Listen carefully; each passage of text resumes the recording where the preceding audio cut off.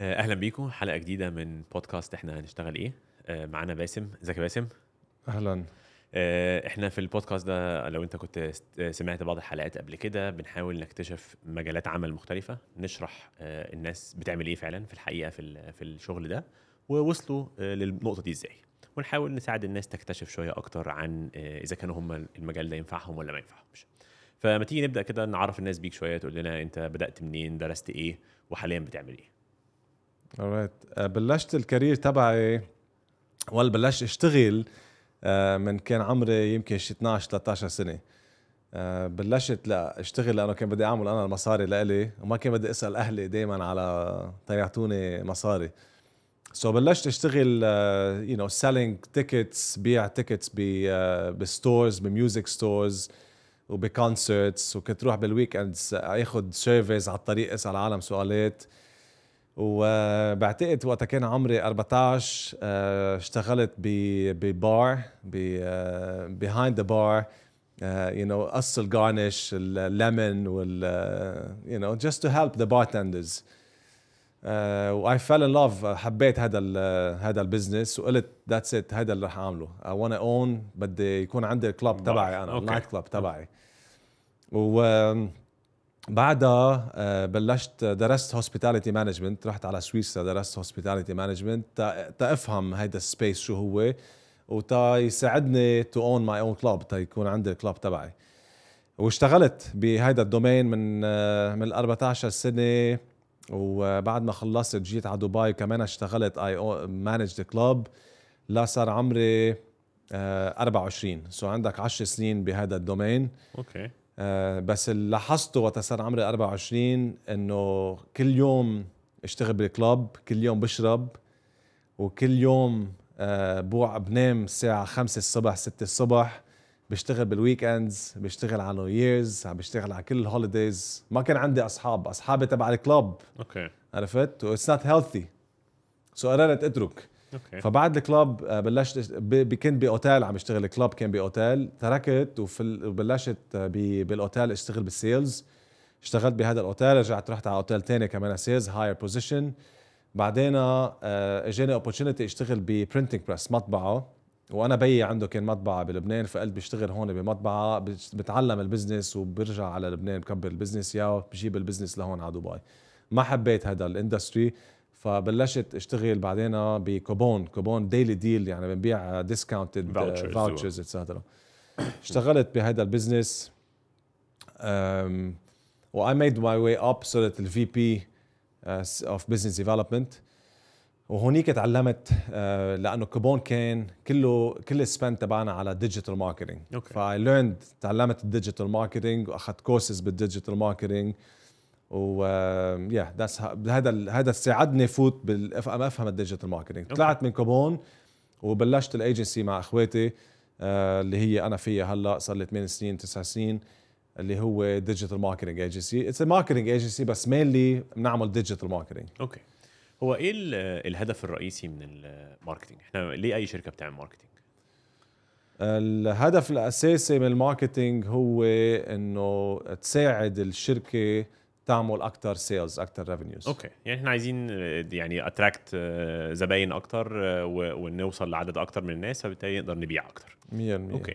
من يوم ما بدات لحد النهارده الماركت، كنت لسه بتقولي احنا مركزين ديجيتال ماركتينج. هو ايه الناس النهارده بتركز في ايه في الماركتينج تاني غير الديجيتال ماركتينج؟ وات ايلس؟ قصدك غير الديجيتال ماركتينج شو في غير؟ يعني انت لو عايز تسوق براند جايين لك في الايجنسي وبتحاولوا تعملوا لهم خطه للتسويق، امتى هنختار ديجيتال؟ ولو مش هنختار ديجيتال هنختار ايه تاني؟ رايت. هو اول شيء كانت بلشت ادفرتايزنج، يعني بتحط ادز على تي في اما راديو، ماس ماركتينج. رايت. وهلا بسميها هيدي above the line marketing. عندك اذا بدك ديجيتال ماركتينج، عندك التراديشنال ماركتينج اللي هو بتروح بتوزع فلايرز وبتحط بالماجازينز بالمجلات وبتحط بالراديو بالهذا التراديشنال. وعندك كمان بارت اوف ذا بوث اللي هو البي ار. اوكي مزبوط. وعندك هلا اذا بدك انفلونسر ماركتينج اللي هو تفوت هلا بالتايبس باني تايب اوف ماركتينج وذر از ديجيتال ما تراديشنال. سو هول هن عندك ديجيتال تراديشنال ونحن بنسمي في شيء كمان بنسميه below the line وabove the line. ايه الفرق؟ okay. اللي هو ATL and BTL. ATL above the line. above the line كل شيء that is in mass marketing. اوكي اللي هو ATL above the line. اوكي اللي هو راديو اللي هو ماجازينز تي في اوكي بيلبورد في الشارع بيلبورد هذا كله above the line. اوكي وbelow the line كل شيء اذا بدك measurable اللي هو السوشيال ميديا ادز جوجل ادز تارجتد ايفنتس في مكان معين 100% هذا below the line. حلو وعندك something عندك شيء اسمه كمان through the line اللي هو TTL. اوكي through the line اللي هو it's a mix of below the line and above the line. اوكي وهو كل براند النهارده بتسوق عايزه ميكس من كله ولا بتفرق؟ لا اكيد لا مش فيش رول يعني ثابت للجميع. لا اكيد لا. طيب ما تيجي كده نحاول نقسم شويه الموضوع التسويق ده نصين. براندز اللي بتبيع حاجات كونسيومرز يعني تليفونات اكل دايركت كونسيومرز، وفي شركات بتعمل حاجات فور بزنسز اللي هو البي تو بي بزنس. احنا النهارده جاي لك الايجنسي، ايه اللي بيفرق منين اللي احنا بنعمله هنا في above the line فور بي تو بي؟ خلينا نقسمها اذا بدك اول شيء بين بي تو بي وبي تو سي وبعدين وي ميكس ذيم اب. حلو. اليوم انا عندي ايجنسي ام بي تو بي بزنس مزبوط. انا بشتغل مع غير بزنسز، مع شركات بتملك براندز 100% مش كونسيومرز. انا مش ما بشتري مزبوط. اوكي انا في اليوم اعمل جوجل سيرش ادز از بزنس لايجلو، لانه عالم عم بينبشوا على ديجيتال ماركتينج ايجنسيز بدبي مثلا. حلو. انا في احط جوجل سيرش ادز، في اعمل اس اي او اي انفست ان اس اي او تا كمان رانك على الجوجل سيرش انجنز. في اعمل سوشيال ميديا، وفي اعمل سوشيال ميديا ادز. في اعمل بي ار. البي ار هو انا في احكي بماجازينز، اكتب بماجازينز، في احكي على التي في، في احكي على الراديو كمان. وفي اعمل ايفنتس، اي اورجنايز ايفنتس، بعمل ايفنتس وبعزم let's say انا التارجت اودينس تبعي هو the chief marketing officers اما the marketing directors، بعزمهم. في اعمل سيمينارز، في اعمل بودكاست مثل ما انت عم تعمل هلا. وبعزم ماركتينج مانجرز وبحكي عن الماركتينج، والاودينس بيشوفونا، اما العالم الانترستد ان الماركتينج بيشوفونا. فدول انت بس كل الناس دول الناس اللي هيعملوا القرارات بتاعه الماركتينج في شركاتهم، هو ده الاوبجيكتيف. اوكي لان هم دول الزباين بتوعك كايجنسي يعني. مزبوط. اوكي هذا التارجت، هذا هو ماركتينج، دي ماركتينج الايجنسي بتاعتك. مزبوط تمام. ايه لو جالك بقى واحد الايجنسي والشركه دي بتبيع كونسيومر برودكت، رايت. اعطيك غير اكزامبل. انا بارت اوف بزنس اسمه بلومينج بوكس، ما بعرف اذا بتعرفه. اتس ان اونلاين جيفت شوب. حلو. بنبيع فلاورز، كيكس، هوم اكسسوارز. حلو. اند سو فورث. هيدا بي تو سي. تمام. مزبوط. مين بيشتري منا؟ انا وانت وكل العالم بده عم يلبش على فلاورز. هيدا بي تو سي كمان. بنعمل جوجل ادز، بنعمل سوشيال اس اي او، بنعمل سوشيال ميديا، بنعمل سوشيال ميديا ادز، بنعمل بي ار. بنشتغل مع انفلونسرز. مزبوط. فينا نعمل كمان للبي تو سي، فينا نعمل يعني حاسب امازون. نحن مثل امازون، بنبيع على امازون. امازون في يعمل بارتنرشيبس، في يعمل مثلا بارتنرشيب مع اتصالات، بيستعمل الداتابيس تبع اتصالات، بيعطيها سبيشال اوفر لاتصالات. مزبوط. حلو. سو سيميلر. وكمان اذا بنرجع بنحكي على الاي تي ال على باف ذا لاين، انا اليوم از ان ايجنسي في احط بيلبورد على الشيخ زايد باسمي promoting the services. وبلومينج بوكس اما امازون في يحط بيلبورد على الشيخ زايد، هذا above the line. في اعمل راديو كامبين promoting my digital services and so forth. هلا راديو كامبين اما بيلبورد على الشيخ زايد انه بكلف $50,000 $100,000 حساب كامبين. اما 20 $30,000 whatever it is. بيجي انا بقول انا از ان ايجنسي في حط هذا الماركتينج بادجت وقد ايه راح يعطيني ريتيرن. حلو. مزبوط. هيدا بيجي من هون، ساعتها بيجي الماركتينج البادجت تبعك. يعني اليوم انا لا whether it is امازون اما ايجنسي، نحن عندنا ماركتينج بادجت، وعاده هذا الماركتينج بادجت بناخده نحن من percentage of the projected revenues. صح. مزبوط. وانت لما بتعمل الماركتينج بادجتس او الماركتينج سبند بتبقى بتحاول تقول له ده والريزلت ان عدد معين من المبيعات. اكيد. اوكي هذا الهوب يعني. تمام. طيب خلينا نرجع خطوتين لورا كده. انت درست حاجه لها علاقه بالماركتينج بس؟ اكيد. اوكي درست ايه كده؟ احكي لنا شويه. اخذت كتير كورسز اونلاين. اونلاين اند اوفلاين. حلو. تعلمت، رحت قعدت بصف واخذت كورسز. وبعدين هذا الشيء بالماركتينج بدك تضلك تتعلم. يعني انا بقول لهم للعالم خي اليوم انت فيك تروح تعمل الام بي اي تبعك اما الباتشلرز تبعك البي اي تبعك. يعني اليوم انا دارس هوسبيتاليتي مانجمنت حلو. مزبوط، في روح ادرس انا بس اخذ الديجري تبعي 3-4 سنين وروح اتعلق وروح اشتغل، وفي اخذ هذا الديجري وارجع اخذ غيرها ديجري وغيرها ديجري وغيرها ديجري واطلع على فيديوز وروح على seminars and webinars and events and read magazines about the top chefs and about the top hospitality trends and so forth. ففيك انت تعلم حالك من غير فورمال education بالميكس اوف الاثنين تروح تنزل الاكسبيرينس. سو زيت شيء بالماركتينج زيت شيء. انت بتحس انه الماركتينج لو صنفناه كصناعه يعني ايزي انتري لحد النهارده طالع جديد عايز عجباه الفكره ايزي انتري؟ نوليدج سهل ومتاح، يقدر حد بيدرس حتى لو بيدرس حاجه تانية زي ما انت بتقول. انا كنت بدرس هوسبيتاليتي مانجمنت اكيد اقدر ادرس اون ذا سايد ماركتينج كمان 100%. اوكي طيب لو انا النهارده طالب في الهاي سكول مثلا وخلاص داخل الجامعه وعايز اقرر اذا كان الماركتينج ده مناسب بالنسبه لي كدراسه ولا هحبه مش هحبه، ادور في نفسي على ايه؟ يعني ايه اللي بيخلي باسم يعين واحد يقول ده عنده المهارات المطلوبه فور جود ماركتير؟ بتدور على ايه؟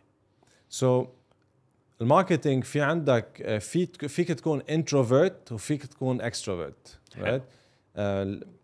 اذا بتحب انت اليوم تكون تاسك اورينتد انتروفيرت فيك تشتغل specific things بالماركتينج. هيدا واكستروفيرت زيت شيء. هيدا اذا عندك الكاركتر اوف اذا بتعرف انت if you're an introvert اما extrovert يمكن تكون both. هلا كمان بالماركتينج فيك انت تكون analytical you like numbers. حلو. وفيك تكون creative. اذا creative تشتغل مثلا let's say بالسوشيال ميديا. السوشيال ميديا is all about creativity. okay. وفيك تكون a numbers person تحب اكسل شيتس وانالايزنج داتا اتسترا تشتغل ساعتها بالجوجل سيرش ادز فور اكزامبل اما بالاس اي او. حلو. اما بيرفورمانس ماركتينج مش بدي اسميها اس اي او. اوكي. ليه؟ لانه اليوم جوجل ادز مثلا اما كل شيء بيرفورمانس يعني بتحط انت $, you expecting a return back. هيدا الشورت تيرم مثل جوجل ادز فور اكزامبل. you have to be analytical. لازم تكون analytical. بتحب تقرا الجوجل اناليتكس والداتا وداشبوردز and so forth. اوكي. كرييتيف منك يعني انا اللي عندي بالتيم عندنا سوشيال ميديا ديفيجن منن اناليتيكال از ماتش از ذا بيرفورمانس تيم. مهتمين بالفيجوالز يعني. والبرفورمانس تيم بتقول له منه كرييتيف ما بيطلع لك بكامبين اوكي يو نو ايديا ويعمل عرفت عندك كومبليت ديفرنت بيرسوناليتيز. حلو. فاذا بتعرف انت شو بتحب تقدر تقرر طريقك. واذا ما بتعرف وقت تقعد مع حدا مثلي بيسالك the right questions و I know where you fit in بيس على هول السؤالات اللي بيسالك اياهم. اوكي. في كده مجموعه اسئله بحب ستاندرد بتلاقيهم في كل الحلقات. اول واحد منهم هساله لك دلوقتي بيزد على اللي انت لسه شارحه لنا ده والناس اللي عندهم المهارات دي والمهارات دي. انت بتحس انه الناس لما تخلص جامعه وتبدا تشتغل يسرع الوقت قبل ما يبقى سبيشالست؟ يعني يسرع الوقت عشان يبقى سبيشالست ولا يفضل جنراليست as much as he can؟ ايه ما بتعرف very tricky question. اوكي. وانا هذا الشيء اللي عم لك very tricky questions لانه هذا الشيء بحكي عنه مع كتير عالم بقعد مع junior people. yes. ما بيعرفوا بعد where they want to fit in, people that apply for jobs and so forth. اليوم انا مثلا بالكارير تبعي صرت مغير ما بعرف كم اندستري في اسمي لك اياهم بس حسب 5-6 اندستريز. اوكي. وشاغل بين سيلز لماركتينج لورق بديفرنت رولز.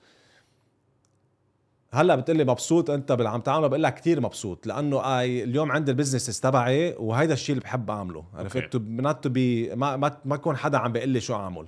عرفت انا بالنسبه لي واحد من الاشياء المهمه لي انه يكون عندي الفريدم تقرر شو بدي اعمل بحياتي اللي هو الانتربرينور شيب.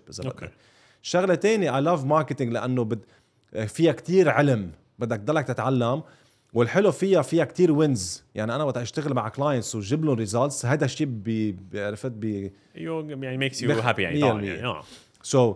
اليوم بتقلي جرب كذا شغله تتعرف انت شو بتحب يمكن از ذا رايت واي. اوكي. ويمكن انت تقول لا انا بدي بجرب شغله وحده لا بيس على هول السؤالات اللي سالناهم. خلص انا بعرف ام كرييتيف بيرسون فهيدا الجوجل ادز مثلا مش لإلي. حلو. ام كرييتيف بيرسون بحب الماركتينج فوكس على كرييتيف سايد اوف ماركتينج. عرفت؟ اوكي. ما تكون ذا جاك اوف اول تريدز تعمل كل شيء وفيك تكون ذا جاك اوف اول تريدز. يعني اليوم انا انا اكتر performance بحب النمبرز وبحب الانفستمنت، بحط دولار هون فيه يجيب لي دولارين. اوكي. بس عندي اكسبرتيز بالسوشيال ميديا. ليه؟ Creative لانه عندي سوشيال ميديا ديفيجن، ولانه انا بعمل السوشيال ميديا تبعي. أوكي. مثل ما بتعرف عندي انا I create a Yes. lot of social media stuff، فبتعلم كتير بالسوشيال ميديا. اوكي. عرفت؟ so I'm jack of all trades لانه عندي بزنس انا. You want to run I need to be good in social media and right. بس هلا عندك حتة you are يعني عندك specialization فيها. 100%. هلا أوكي. كمان I'm specialized بالdigital marketing. حلو. ماني I'm not a PR guru because I never worked in PR. I overlook PR لأنه بشتغل مع PR agencies وبركب PR strategies للشرك لكلاينتس تبعي، بقول لهم PR is very important بس I'm not a specialist. تمام. عرفت؟ بص انا وجهة نظري انه يعني الناس لما بتتخرج عقبال ما تكتشف انت عايز تعمل ايه you minimize the time اللي انت قاعد فيه generalist as much as possible. انا بحس انه specialization will get you اماكن اسرع، هتجيب لك فلوس اكتر وهتخليك تقدر تطلع نتائج اسرع بكتير من انك تفضل جنراليست 100%. ايفنت انا بس تنوضح شغله. انت السؤال اللي سالتني اياه كيف بتبلش؟ بلش اكيد يعني بس at some point you have to be a specialty. 100%. طب لو انت النهارده انت لسه كنت تقول لي انا الباشن بتاعي انا عايز ابقى انتربرنور، انا بحب الماركتينج، ذس از اللي انا عايز اعمله. بس انت عديت على صناعات بقى مختلفه، هوسبيتاليتي، انترتينمنت، يعني مالتيبل ثينجز. لو انت كنت عارف المعلومه بتاعت ان انت هتشتغل في التسويق باسم، كان زمانك عملت ايه مختلف في زمان؟ لو كنت عارف اذا رح ان انت كنت عملت ايه مختلف زمان؟ اكيد كنت درست ماركتينج. اوكي. انه لوجيكلي، بس بذات الوقت بعتقد اللي عم يتخرجوا اما بالمدارس وهذا ما بعتقد لازم كتير يفوكسوا على انه مين رح كون انا بعد 20 سنه. ما بخير كلنا عنا جيرني تبعنا هتمشيها يعني. عرفت؟ كلنا عنا جيرني، كلنا نحن هون بهذا العالم على الارض نحن تنتعلم lessons معينه. مزبوط. فما بنعرف عارف في كده دايما جمله اذا انت متاكد انك هتنجح في اللي انت about to start ده، لو متاكد 100% هتعمل ايه، او and this is day one هتعمل ايه النهارده. هو ده يعني just assume انه انت عارف انه this is your passion. why اعمل ايه عشان ابني a good marketing career من الاول. ليك يعني لو بنعرف من الاول كنا اكيد. انا بلشت ادرس اركيتكتشر، اول شيء درسته اركيتكتشر، رجعت درست هوسبيتاليتي مانجمنت وعملت برينتينج واي فوكس اون ا لوت اوف برينتينج، وبعدين ديلي ديل، وبعدين ما ادري شو، بعدين اي اندد اب وير اي ام توداي. هلا معقول 5 سنين كون بعدني عم بعمل زيت الشيء؟ يمكن معقول كون عمري 40 سنه هلا بتقول لي 50 سنه وين رح كون بعدني عم بعمل ماركتينج؟ اي دونت نو، ما بعرف. اوكي. سو هلا اذا بتقلي ان ترمز اوف ماركتينج شو كنت عملت، اكيد كنت درست ماركتينج. والاهم من الدرس انا بالنسبه لي انا ذاتس وات اي دو، انا اللي بعمله دائما عم بتعلم. يعني اذا بفرجيك هلا عندي اول 4 بيج، اول تابز مفتوحين هن توب ماركتينج سورسز جلوبالي. كل يوم بفتح بشوف شو عم بيصير، ترندز، نيوز، whatever that is. يعني انا هلا بحكي عن شيء بيقولوا العالم most of people بيقولوا عن جد. ليه؟ لانه I consume it on a regular basis. فكتير مهم تضلك تتعلم بحيلا الدومين فيها. يعني خيل اليوم بدي اقول لك شغله، انا وقت بلشت بالسيلز ادرس، وقت بلش اشتغل بالسيلز شو عملت؟ بلشت اقرا سيلز بوكس، how to sell methodologies، وقت صرت سيلز دايركتور how to manage sales people, how to become a leader. في عندك عالم ما بيتعلموا، ما بيقروا، ما بيحضروا. That's what I mean. So education doesn't end by you finishing your degree. that's the point. تمام. والنهارده لو انا بتحاول، كنت لسه بتقولي انا بقرا وبدرس لحد النهارده عايز اكابتشر الماركتينج ترندز، اذا انت عايز تدي ادفايس لحد عايز لسه متخرج بقى خلاص، هو قرر ودرس ماركتينج، خلي عينك على ايه؟ what is there to watch يعني كماركتير to build knowledge و build experience. So إذا بدك اليوم إذا let's say أنت specialize بالسوشيال ميديا، في tons of sources online بيكتبوا عن السوشيال ميديا. So كتيبة a lot of publications that write. You can attend tons of events that talk about social media. حلو. You follow top social media experts. مزبوط. حلو. You follow the content creators that are making it big. يعني اذا بتطلع مثلا في مستر بيست طبعا one of the biggest guys on YouTube انه هيدا he started from nothing. صح مزبوط. so هيدا يعني اليوم هيديك المره عم بحضر له فيديو قال the most important thing for your videos to get the highest engagement is the hook. صح مزبوط. يعني انت اليوم you scroll down توصل عندك subject line على تايتل على فيديو. اوكي it's not intriguing. اما الصوره is not intriguing versus فيها تكون super intriguing the title و super intriguing image. اوكي user are gonna stop click. إذا the user click the more they click on it they don't need to consume it all because they have a different algorithm. بس إذا كبس الالجوريثم certain part of the algorithm is gonna work on your behalf. إنه ده is priority. So knowledge man learn. أنا هيدا I think إذا بدك the keyword is continuous learning all the time. whatever industry you're in. اوكي. اصل دايما مرتبط في خيالنا انه الناس اللي بتفضل تدرس هي الناس اللي بتدرس اللي بتشتغل شغلانات فنيه يعني عارف تكنيكال جوب طبيب واحد مثلا عايز يشتغل في الهندسه بشكل في فرع معين فعايز يطور علمه هناك. الدكاتره مينلي طبعا هو اكتر الناس بتاخد الامبريشن ان هم دول اللي بيذاكروا طول الوقت وبقيه الناس مش بتذاكر حاجه يعني there's nothing new as if انه مفيش حاجه بتتغير في الصناعات الاخرى تخلي الناس يذاكروها. تعرف شغله interesting اليوم انت بتنزل عند حكيم عمره let's say 50 سنه وبتنزل عند حكيم تاني عمره 50 سنه. في عندك حكيم هيدا الاول حكيم 1 old school بعده بده يعمل his old ways صح. وفي عندك the second هذا his new school he wants to try the newest technology صح. أيه بينجح أسرع logically the person that is new to try new technologies investing in things and so forth right. okay. طيب باجي لك للسؤال التاني من الثلاثه اللي دايما بحب اكررهم للناس اللي بيحضروا البودكاست احنا هنشتغل ايه.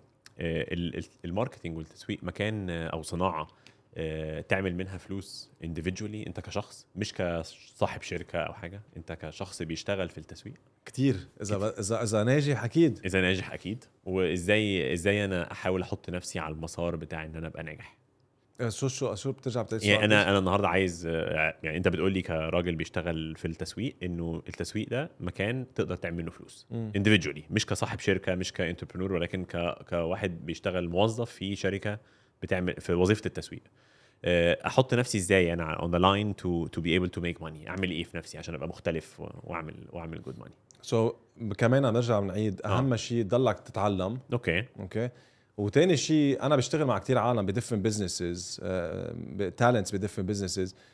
اليوم تكبر انت بدك تكون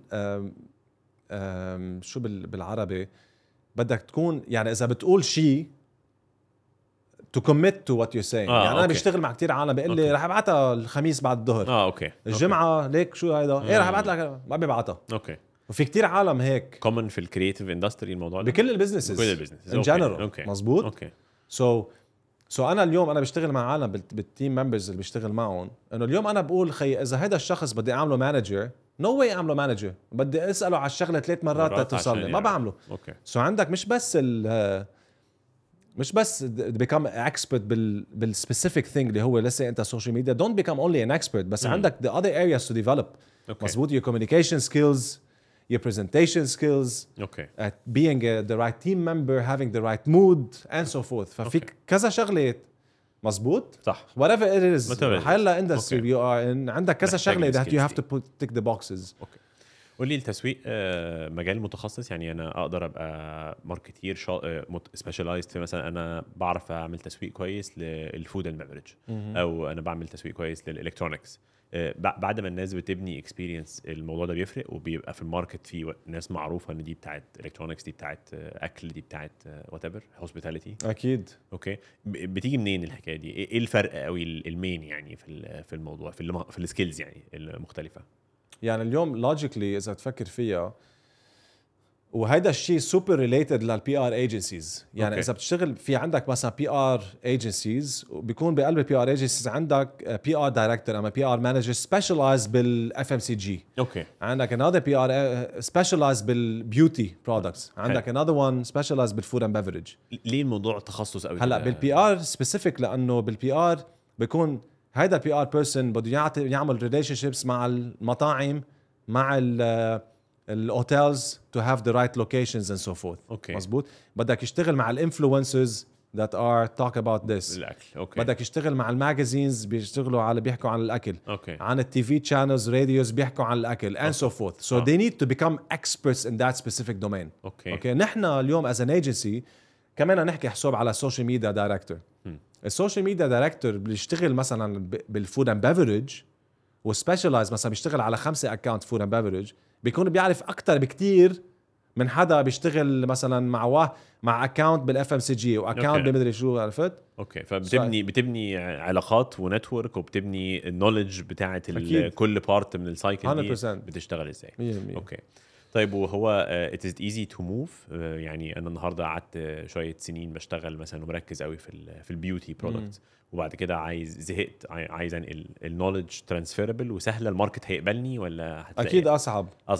اوكي. بس ليك كل شيء يعني كلنا بننقل، عرفت؟ كلنا we move from one opportunity to another. تمام. مزبوط. بس يعني لو جت مثلا اكلمك عن السيلز كارير مثلا، لو انت بتشتغل سيلز كارير ومركز في شوي غير. مزبوط. بتبيع مثلا للبانكينج سيكتور، خلاص يعني هتفضل ان الناس تتقبلك، الشركات يعني تتقبل تديك فرصه في اذر سيكتورز، ساعات بتبقى صعبه.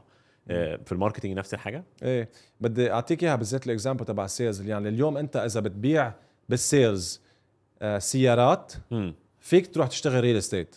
بالضبط. مزبوط. بس اذا بتبيع فاينانشال برودكتس، اما بتبيع سيارات اصعب تروح تبيع فاينانشال طبعا برودكتس. ديفرنت.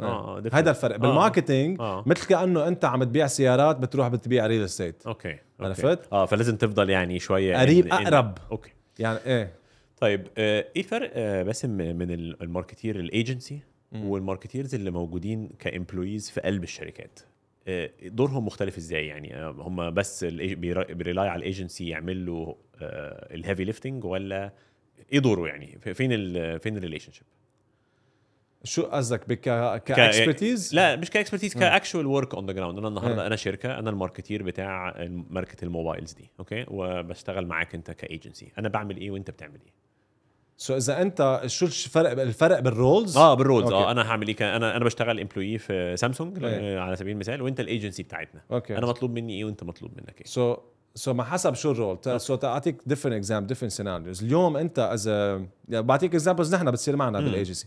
يعني نحن مثلا بنشتغل هلا مع انشورنس كومباني، بنشتغل مع الدايركتور اوف ماركتينج. حلو. وبنشتغل مع الديجيتال دايركتور، عندهم different positions، بس هيدا في بي ماركتينج. اوكي. وبنشتغل مع الدايركتور اوف ديجيتال. اوكي. وبنشتغل مع البرفورمانس ماركتينج سبيشالست. اوكي. وهن بيشتغلوا مع ايجنسيز. اوكي. يعني هذا البرفورمانس بيشتغل مثلا مع الايجنسي تبع الجوجل ادز والسوشيال ميديا ادز. حلو. وهيدا الديجيتال دايركتور بيشتغل مع البي ار ومع الانفلونسر ماركتينج ومع السوشيال ميديا ايجنسي. اوكي. ونحن بنشتغل مثلا كونسلتنت لكل معهم اثنيناتهم ومع الفي بي. نحن يعني بنشتغل مع الفي بي على المين ستراتيجي، وبنشتغل ونقعد مع هذا الفي بي وانس ا مانث، بنعرف شو، بنخبره شو عم بنعمل وشو النكست مانث بلانز اتسترا. وهذا الشخص الفي بي دايركتور بنشتغل معه على استراتيجي لهول الديفيجنز. وهذا الشخص بنشتغل معه على البرفورمانس تبع الجوجل ادز اند سو فورث. اوكي. هو ليه احنا محتاجين كل الناس دي الدرجات دي؟ حتى الايجنسي سبيشالايزد هي كمان ناس بتوع اكيد. أوكي. يعني اليوم نحن بهذا السيناريو بدي اعطيك ديفرنت اكزامبلز. بهذا السيناريو نحن وي ار ذا كونسلتنت، ذا سي ام، اذا بدك ذا تشيف ماركتينج اوفيسر بارت تايم كونسلتنت لهيدا الشركه. حلو. وبنشتغل مع ديفرنت ستيك هولدرز معهم. حلو. وفينا نحن نشتغل دايركتلي مع دايركتور اوف ماركتينج لهيدي الشركه. يعني اليوم let's say BMW، فينا نحن BMW بده يعملوا السوشيال ميديا مع ايجنسي، لانه ما بده تو هاير، ما بده يوظفوا كل العالم اللي انت اتكلمت عليهم دول والفيديوغرافرز والمدري شو والكوميونتي مانجرز اند سو فورث. وذي وانا هاف ا جود نايت سليب. بده ينام هذا الدايركتور مرتاح، وحد بيعمل له مش عرفت، مش بالسوشيال ميديا تبعه كونتنت رايتر اما فيديوغرافر فل صدني شو بيعمل. بيشتغلوا مع ايجنسي. حلو. لانه الايجنسي ما بيناموا، الايجنسي ما بيروح على هوليديز، والايجنسي ما بيسخنوا. مزبوط. اوكي، فهو ده يعني اصلا كان السؤال الجاي، هي الايجنسي ظهرت امتى؟ هي ليه الشركات الكبيره ما بتعينش الناس دي عندها وبتعمل الشغلانه بنفسها وخلاص؟ لا لك ليه؟ لانه اليوم انت اذا شركه كبيره شركه كبيره وعندك سوشيال ميديا تيم، وبقلب السوشيال تيم عندك فيديوغرافر، اوكي قد ايه صعب خي توظف عالم منيح؟ اذا فل هذا الفيديوغرافر سخن مرض فل ورافر، وانت كشركه انشورنس ولا شركه وات ايفر مش موضوع بدك تاخدك شهر شهرين تتوظف حدا مرتب مزبوط. اوكي، فانت بتشتغل مع ايجنسي عندها 3-4 فيديوغرافرز 100% ما بتعطى الهم شيء. اوكي هذا الفرق. فالشغلانات عشان بقت سبيشالايزد اكتر، بقى هو كمان محتاج الايجنسي عشان يقدر يكونتينيو، يعني مش مساله فلوس يعني صح، مش بس اكيد عم يدفع بريميوم يشتغلوا مع ايجنسي. بالظبط، بيدفع بريميوم عشان يشتغل مع ايجنسي. اوكي. دايما لما بتشوف اعلانات الوظائف في الماركتينج، تلاقي في ناس مصر قوي ايجنسي اكسبيرينس از ماست.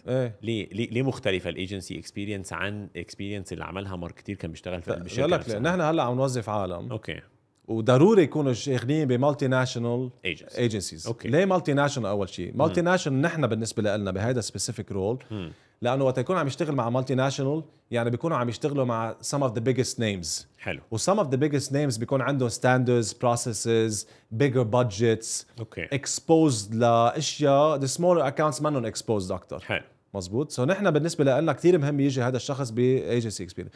سكند، وقت يكون عنده ايجنسي اكسبيرينس يعني شاغل على كذا اكاونت، multiple different accounts. اوكي لانه نحن بيجينا كثير لازم شاغل بشركه وحده، ما انه كثير اكسبوزد. وقت يجي بايجنسي اكسبوز كثير اكثر، عنده كثير اكثر، عنده فعدى عليه حاجات مختلفه من براندز مختلفه. اوكي. والعكس ينفع، يعني انت كايجنسي بتحب تعين ناس جايين من ايجنسيز عشان الاكسبوجر ده، بس هل الشخص اللي جاي من الايجنسي ورايح على شركه يعتبر ادد فاليو بالنسبه لهم اكتر بكتير؟ اكيد. يعني وكثير عندك مزبوط.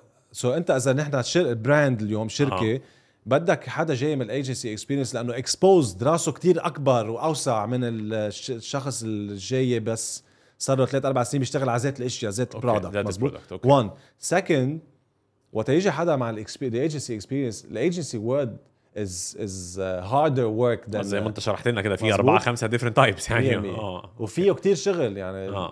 الايجنسي وورد عندك اوقات ما بتنام، اوقات عندك بتشتغل بويكندز، عندك كلاينتس بدقوا لك الساعه 11 بالليل. ف عرفت اذا طفر اذا يعني بدك الشخص اللي بيجي من بيجي من عرفت.